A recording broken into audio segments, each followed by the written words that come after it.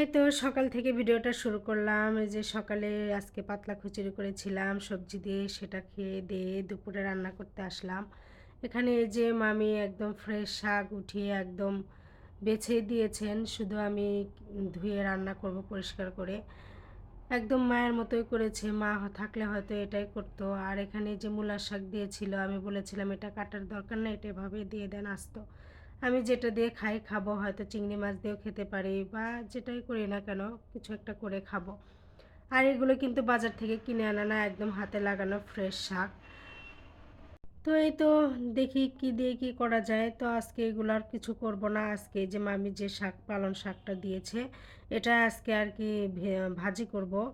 আর এই যে এখানে সিম নিয়েছি, আলু নিয়েছি, এটাও কিন্তু আমাদের দেশেরই সিম, এখানেও পাওয়া যায়।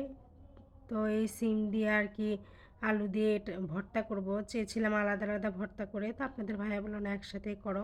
অনেক দিন মানে শীত ছাড়া এভাবে কখনো ভর্তা খাওয়া হয় না। আর শীতের সময় কিন্তু যে কোনো ভর্তা যেভাবেই করেন না কেন ভালো লাগে।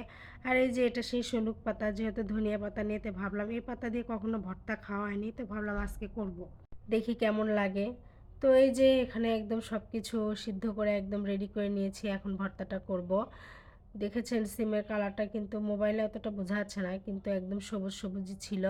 তো এই যে আর শীতের সময় কিন্তু কাঁচা মরিচ আর কাঁচা পেঁয়াজ দিয়ে কিন্তু ভর্তাটা মজা লাগে শুকনো মরিচের চেয়ে।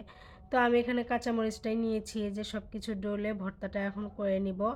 আর এখানে যে মাংস ছিল একটু গরুর মাংস, সেটা গরম করে নিয়েছি, শাকটাও ভেজে নিয়েছি।